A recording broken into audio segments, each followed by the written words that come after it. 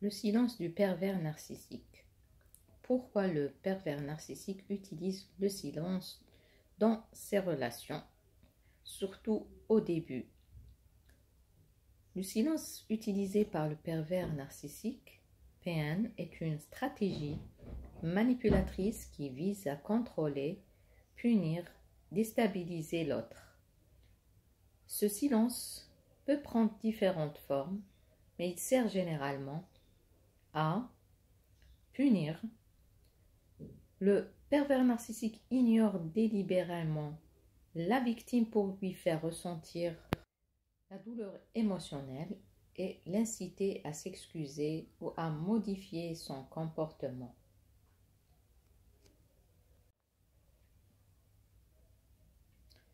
Deuxièmement, contrôler.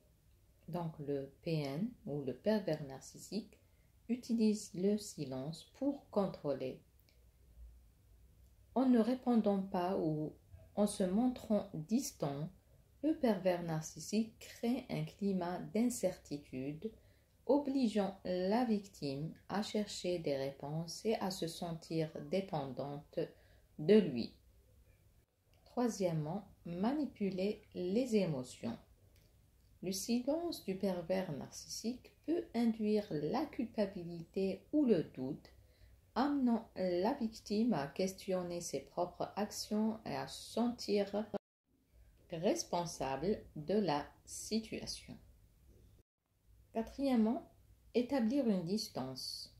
En se montrant désengagé, le pervers narcissique renforce une séparation émotionnelle, rendant la victime anxieuse et désireuse de regagner son attention.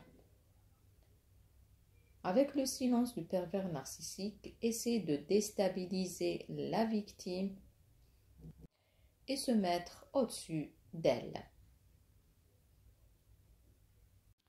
Donc voilà les types des silences utilisés par le PN. Donc le silence punisseur. Donc si on essaie de comprendre chaque type de silence ou chaque but, donc les buts de ce silence, donc la punition, donc le silence punisseur. Donc le pervers narcissique utilise le silence comme forme de punition pour contrôler le comportement de l'autre. Par exemple, après une dispute, le pervers narcissique peut décider de ne plus parler à sa partenaire pendant plusieurs jours, créant une atmosphère tendue. La victime peut se sentir coupable et chercher à apaiser la situation, même si elle n'est pas responsable. Donc, c'est un plan machiavélique du pervers narcissique. Mais des fois, la victime ne fait rien pour être punie. Donc, elle se pose la question pourquoi il est distant, pourquoi il a utilisé ce silence, pourquoi il est en colère, pourquoi. Donc, il va perturber la victime par ce silence-là. Donc, elle se pose la question est-ce qu'elle a fait quelque chose pour qu'elle soit punie par lui? Par ce silence. Voilà, il y a une déstabilisation émotionnelle et c'est très très grave sur le mental et le cerveau de la victime. En tout cas, la personne qui utilise le silence dans ses relations, donc c'est pas une personne authentique ou c'est pas une personne normale et stable.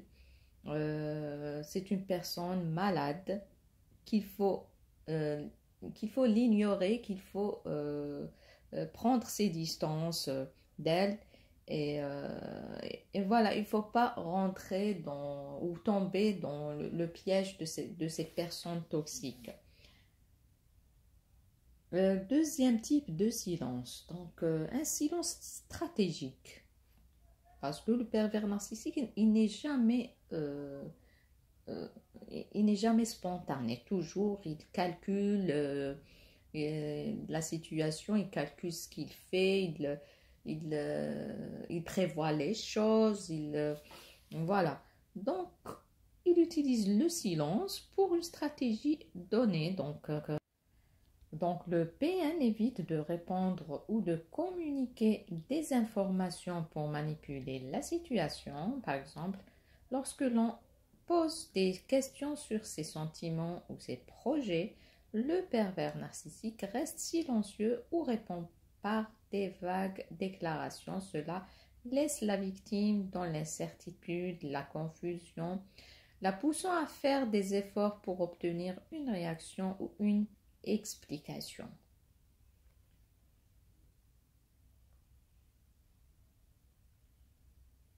Troisièmement, le silence désengagé. Le pervers narcissique semble émotionnellement absent lors des interactions, créant une distance. Par exemple, pendant un dîner, le pervers narcissique regarde son téléphone ou son père dans ses pensées, ignorant les efforts de la victime pour engager une conversation. La victime peut se sentir invisible ou non appréciée. C'est vraiment déstabilisant. Quatrièmement, le silence déconcertant. Donc, le pervers narcissique maintient un silence qui laisse la victime dans l'incertitude et l'anxiété.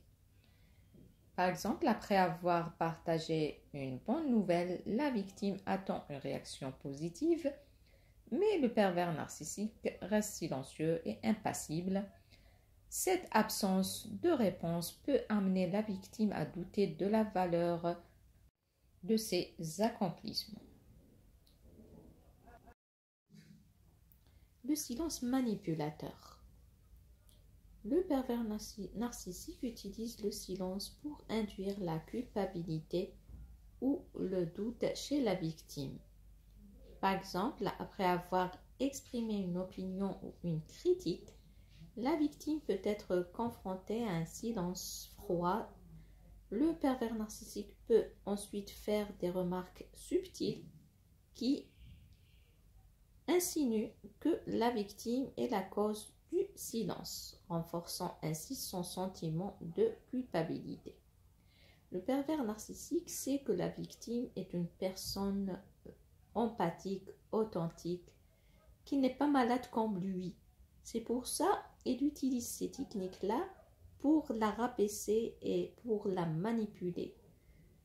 On dirait qu'il est déstabilisé par cette empathie. Il est jaloux par cette empathie, par cette authenticité, par cette personnalité vivante, par cette humanité. Donc, cette jalousie donc, le rend fou, entre parenthèses, et l'incite à chercher des techniques de manipulation. Donc, des techniques extrêmement toxiques, extrêmement méchantes, sadiques. Voilà le schéma du pervers narcissique. Et tout ça a des répercussions sur la victime, donc la confusion.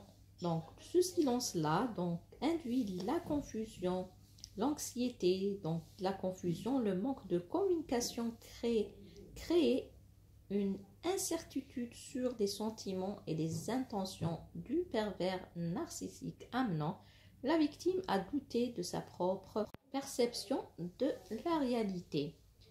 L'anxiété, donc le silence, génère une inquiétude constante. La victime peut se demander ce qu'elle a fait de mal ou comment elle peut apaiser le pervers narcissique.